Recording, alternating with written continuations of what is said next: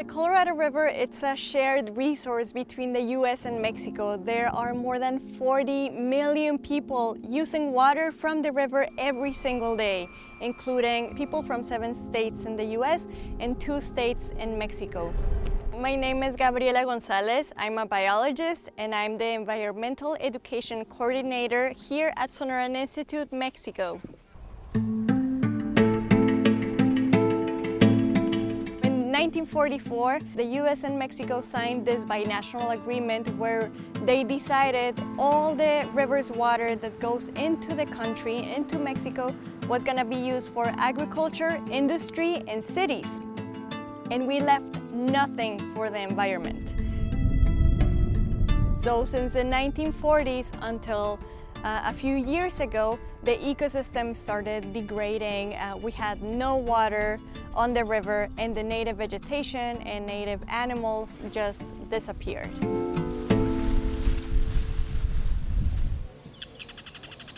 A 100 years ago, the whole Mexicali Valley used to be a big, lush environment with a big flowing river. And right now, what we see is less than 1% of that.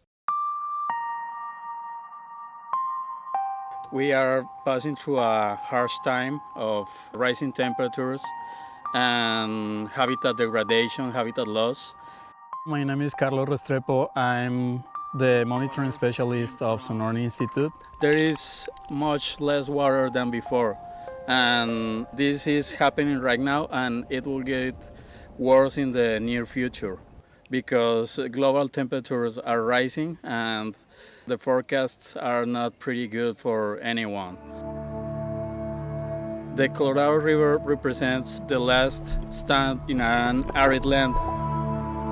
We are standing here about 40 miles south of the international boundary. My name is Jennifer Pitt. I am the Colorado River Program Director for the National Audubon Society, and we are part of the Raise the River Alliance. Behind me is an irrigation canal that is taking Colorado River water that's been diverted from the river into the irrigation canals and here being returned to the river, allocated for the environment in a US-Mexico diplomatic agreement to bring just a little bit of the river back for the birds that pass through this area as part of the Pacific Flyway, and of course for the local communities that live on top of effectively a dead river.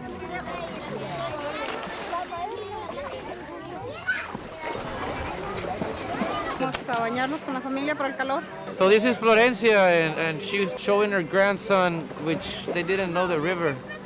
And so this is an opportunity to bathe, and to recreate and make food with the family. He remembers the river when the water was abundant, and he recalls saying that it's not what it used to be. For Mexico, living with a dead river has been, I'll say, sort of a wound. This is a little bit of repair. That said, it was not easy to get that US-Mexico agreement. It was reached in the context of Mexico agreeing to do things like share in shortages with water users in Arizona and Nevada and California, and included a host of other measures, including having the US provide significant funding to make water conservation improvements. Where we're standing now is Laguna Grande, a riparian forest.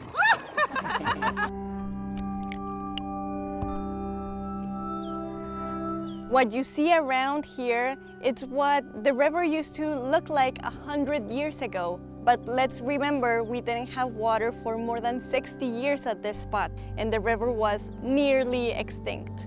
So thanks to nonprofits like Sonoran Institute and the other partners in the Raise the River Alliance, we have made possible the river coming back. También por germinación. So this is the cottonwoods.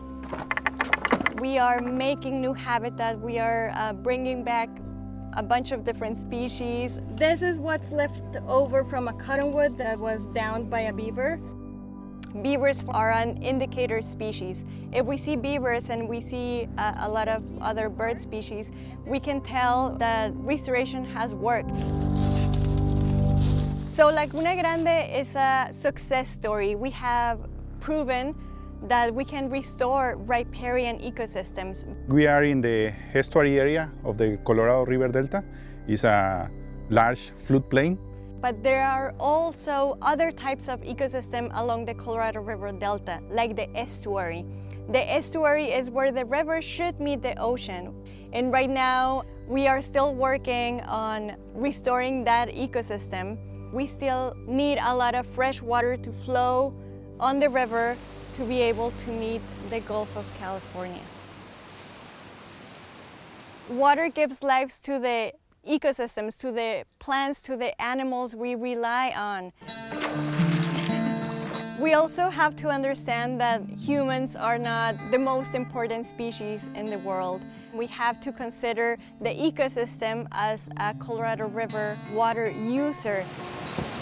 This river is an example, and this project is an example of what is possible elsewhere. We are showing everyone in the US and Mexico and the world that restoration is possible and that native plants and animals are making a comeback.